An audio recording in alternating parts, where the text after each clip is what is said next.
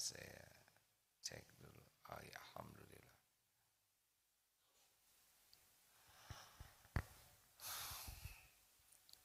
Jadi harus bagaimana sekarang?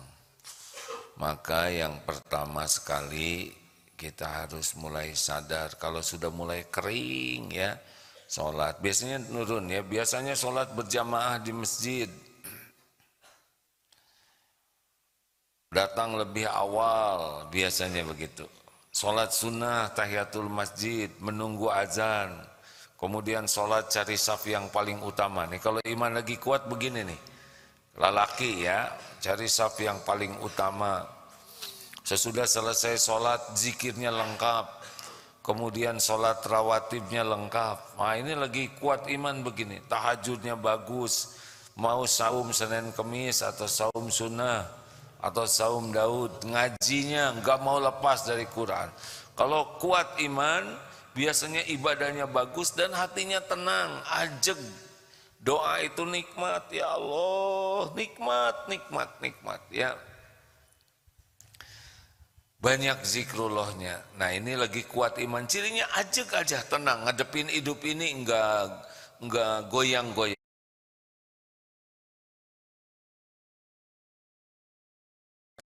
Remeh maksiat, nanti ke masjid juga mulai datangnya telat. Yang biasanya sebelum azan, nanti datang ke masjid sesudah azan atau sedang azan. Lama-lama datangnya pas qomat dan tidak merasa bersalah, hilang tuh tahiyatul masjid, hilang qoblanya ya. Nanti habis sholat itu tiba-tiba lebih sibuk pegang HP wiridnya tuh, pakai jempol.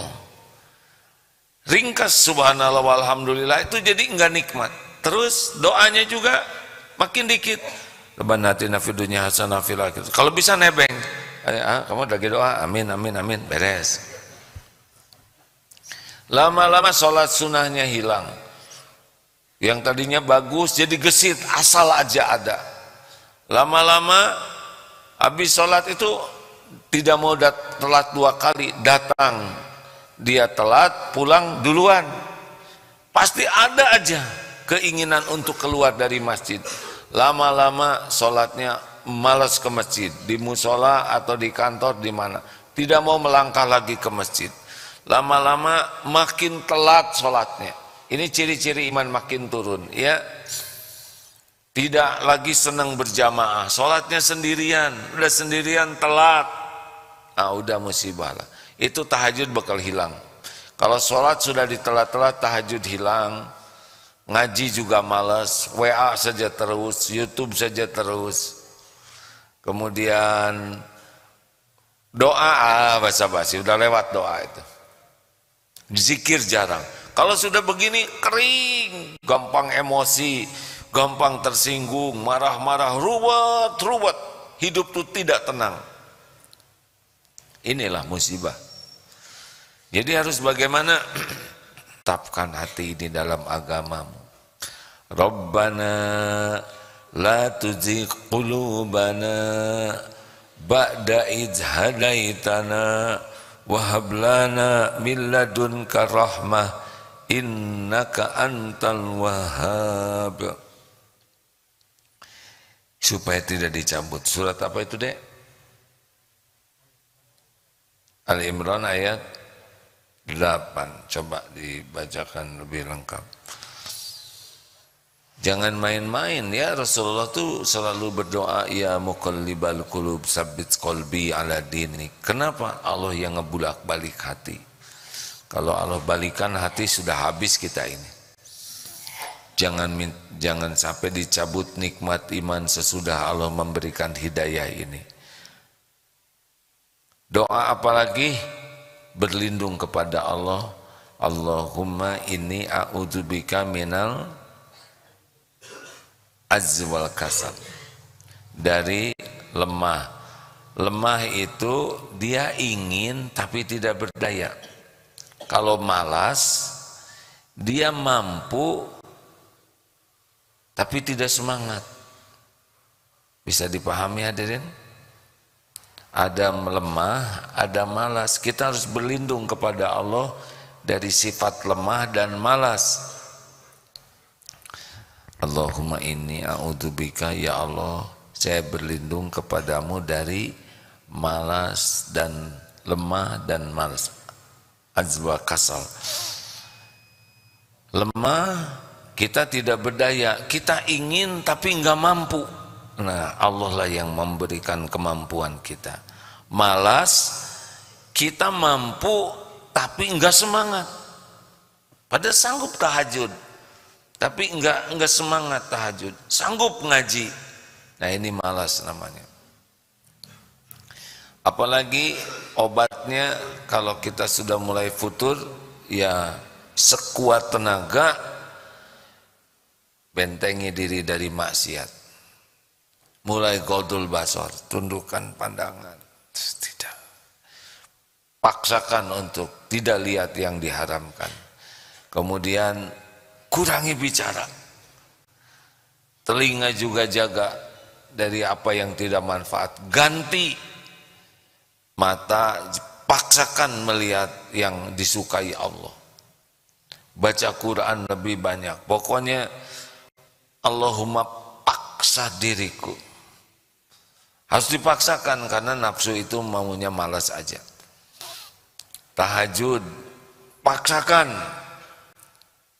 Kalau sudah mulai turun kan nanti biasanya 11 rakaat turun jadi 7 ya, turun jadi 2, nanti witir aja itu udah ciri-ciri tuh, udah musibah ya.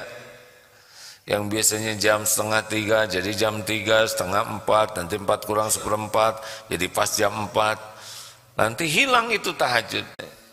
Hati-hati, ketemu orang itu ya, kalau tidak hati-hati kecenderungannya jadi dosa. Hadirin, ada macam-macam jenis dosa kalau ketemu, tapi kita tetap harus ketemu yang memang perlu ketemu, tapi yang tidak perlu ketemu ya tidak usah ketemu. Kalau niatnya dakwah, silaturahim, mencari ilmu, yang memang harus ketemu orang, nolong orang, ketemu. Tapi ya jaga diri. Kalau tidak ada perlu-perlunya, tahan aja diri. Kalaupun ketemu, tidak usah banyak bicara. Kecuali yakin perkataan ini manfaat. Lebih banyak menyimak, tafakur. Apalagi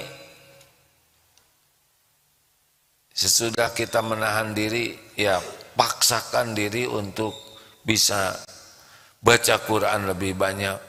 Bunyikan HP-nya Quran terus ya. Yang kira-kira ngaco-ngaco delete. Kalau di HP kan gampang lihat seseorang buka apa saja, kan di historinya ada ya. Kalau pas kebuka yang jorang-jorang itu nanti kebuka terus. Nah, usahakan di mana kita rusak, di sana kita jauhi. Bunyikan terus HP-nya ayat Quran supaya kita malu kalau baca Quran lihat yang ngaco ya. Kalau punya HP terus bunyikan murotal Quran. YouTube-nya cari yang jadi ilmu, yang manfaat, yang bisa jadi belajar. Lalu pilih teman-teman yang soleh-soleh sekarang. Cari yang baik-baik, yang bisa mengingatkan kita, yang berani mengatakan tidak kepada kita. Berani mengatakan tidak gimana? Ya kalau kita ngajak kamu tidak, enggak mau. Jangan. Kita harus punya teman yang, kamu jangan lakukan itu. Harus punya teman yang berani mengatakan tidak, yang menolak, yang mencegah. Jangan teman-teman yang hanya mendukung terus, walaupun maksiat dia mendukung. Jangan, saya tidak mau. Itu perkataan baik hadirin. Istri solehah itu bukan istri yang selalu nurut dengan apa yang diingini suami. Kalau yang baik nurut, tapi yang tidak harus berani mengatakan tidak. Ini salah, saya tidak mau. Tentu saja dengan cara yang bijaksana ya. Nah begitulah rekan-rekan, doa dikuatkan, kemudian berhenti berbuat maksiat, lalu paksakan diri, minta tolong ke Allah sambil dipaksakan tahajudnya, saumnya, pokoknya mengajinya, paksakan aja, pakai target, Allah melihat kita bersungguh-sungguh memaksakan diri kita, nanti Allah yang membuat kita mampu. Cari lingkungan yang baik dan terus cari tambahan ilmu. Dengar kisah orang-orang soleh, dengar bagaimana sikap Rasulullah SAW. Plus yang paling penting lagi adalah banyak tafakur, ya. Banyak menyendiri, saya tuh apa ini, kenapa saya begini, ya. Mau apa kalau saya mati, mau bekal saya apa, saya bisa husnul khotimah atau su'ul khotimah kalau begini. Saya ngasih contoh apa kepada keluarga, dan tafakur tentang diri, tentang mati, tentang nikmat dari Allah, tentang dosa-dosa, itu akan membantu kita menyadarkan diri dan mereposisi diri. Itu kurang lebih, ya. Ingat, jangan sampai su'ul khotimah, ya. Jangan sampai su'ul khotimah, hancur, gak ada apa-apanya kalau kita su'ul khotimah. Nah, begitulah kurang lebih obrolannya. Bagi teman-teman yang menyimak lewat radio, guru kita Pak Kiai Miftah Farid, insya Allah sudah ada Pak Amin?